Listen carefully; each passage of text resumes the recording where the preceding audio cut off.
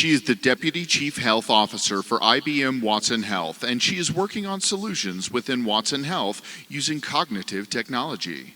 She is a national leader in health quality and health policy and is currently chair of the NCQA Standards Committee and former co-chair of the Cost and Resource Use Committee for the National Quality Forum.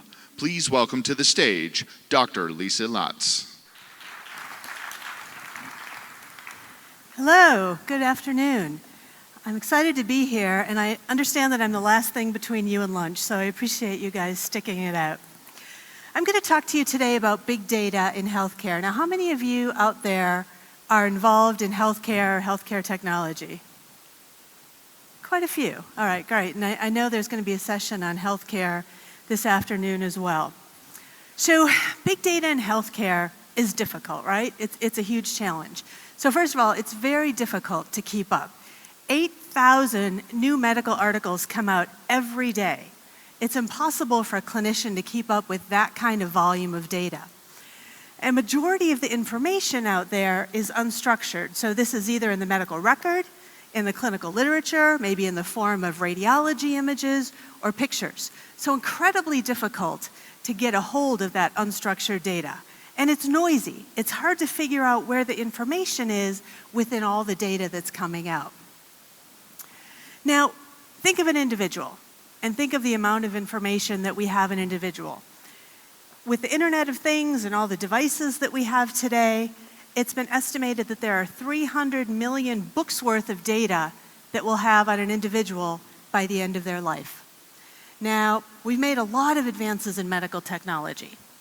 Imagine, if you will, the advances that we could make if, instead of just a fraction of data, we were able to access the entire lexicon of data that's available for an individual. Think what we could do, and think of the price of not knowing, of not being able to get the right cancer treatment because you don't know the characteristics of the individual tumor, of not being able to get the right medicine for chronic disease because you don't have the full medical history of the patient. So when we talk about big data at IBM, we talk about the 5 V's. The volume of data, how much there is. The veracity, so there's a lot of bad sources of data out there. So you need to be able to separate the true from the untrue. The variety, we've got data from medical records, you've got lab data, you've got the medical literature, the radiology data.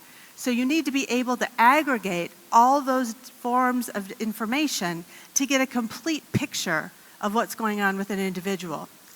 And the velocity, so how quickly it's coming at you.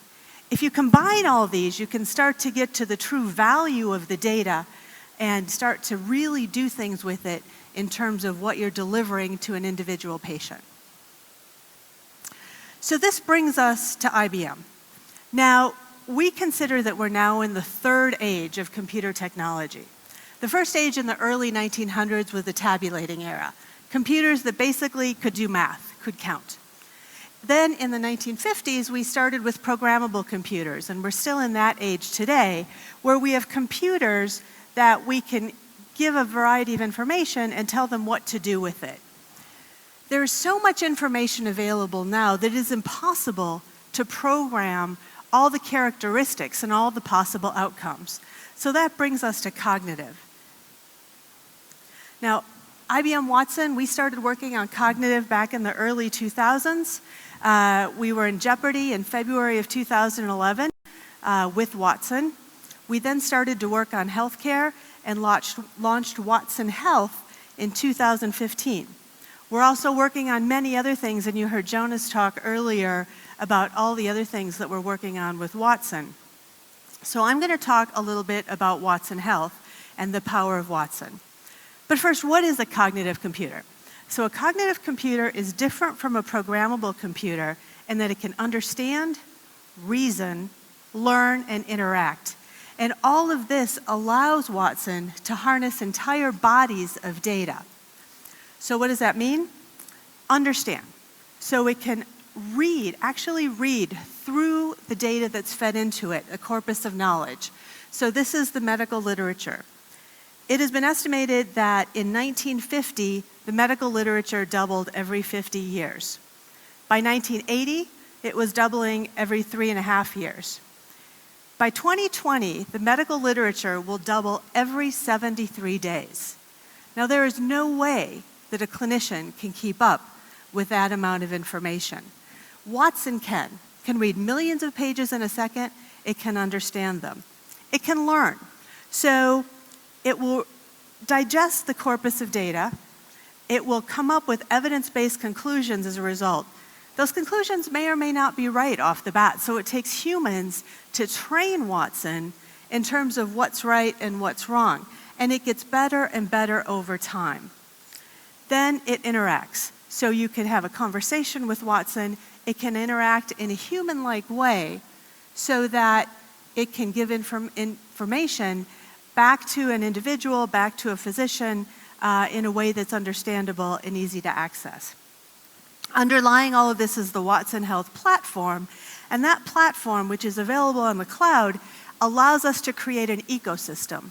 And so that ecosystem with APIs can be used by developers within IBM and outside so that we create a network of collaborators and partners to create innovation across the world. So I love science fiction, and the first question that we get when we talk about Watson is this Dr. Watson? Is Watson going to replace human beings? That is not at all how we are designing Watson. Humans plus Watson and cognitive is not artificial intelligence, it's augmented intelligence. This is meant to be able to free up physicians and clinicians for what people do best, for what doctors do best. Interactive communication, interpersonal communication.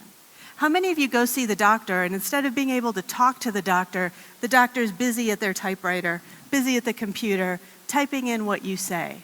That's not how a physician-patient interaction should be. Physicians need to use interpersonal communication. They need to use compassion. They need to be able to abstract, to generalize, to dream. That's what humans are good at. Computers, cognitive computers, are good at taking in vast amounts of data, coming to conclusions, machine learning, eliminating bias. So humans and cognitive together, augmented intelligence. So all of this together from a healthcare perspective is being used to advance evidence-based care. Traditionally, we say in medicine it takes 17 years from a breakthrough that comes out in the literature to make its way standard into regular clinical practice. We don't have the luxury of that kind of time anymore. With Watson, information can be brought to the individual in a split second, within real time, almost real time. It can understand the characteristics of an individual, read through the data, and give that information to the clinician. Now, if a clinician were to try to keep up with the medical literature, they would need to read 29 hours a day. Now, obviously, people want to do other things. They want to sleep, they want to eat, they want to interact with their patients and their families. So what would take a clinician 29 hours a day to do, Watson can literally do in seconds. So when IBM started in healthcare, they went right to the hardest thing to do, which is cancer care, and built Watson for oncology. We now have an oncology suite that includes Watson for oncology, Watson for genomics, and clinical trials matching. And these products together are designed to bring in the best of the clinical literature, bring in the best of what we know about the cancer genetics of the actual tumor, and the best of what we know for clinical trials for individuals. So we did a study at the University of North Carolina, and we looked at 1,000 patients that had been through the tumor board, which is a multidisciplinary committee of the smartest individuals looking at individual patient characteristics and making treatment recommendations. So when we compared that to what Watson recommended, 99% of the time, Watson came up with the same thing that the tumor board had recommended, which was great. We felt really good about that. But 30% of the time, so for almost 300 patients, Watson found additional things that the smartest people in the room had not known about. So these were new therapies that had come out, new trials that had opened, and it was just amazing to these clinicians because they just were not able to keep up with the volume of things that had been developed. Today, I am helping people work better and also feel better. I am helping hospitals personalize treatments using billions of data points and working with Medtronic to predict the highs and lows of diabetes hours in advance. And I am working with Oracle to use biomarker data to boost the performance of athletes. Hello, my name is Watson. Working together, we can help everyone live healthier. So today we're working on a variety of solutions, from cancer care to evidence-based care in a value-based care setting to life science. I'll be talking later on in the other tent about some of our other solutions. So basically within Watson Health, we aspire to improve lives and give hope by delivering innovation to address the world's most pressing healthcare challenges through data and cognitive insight. We look forward to working with you and hope to talk to you more in the future. Thank you very much.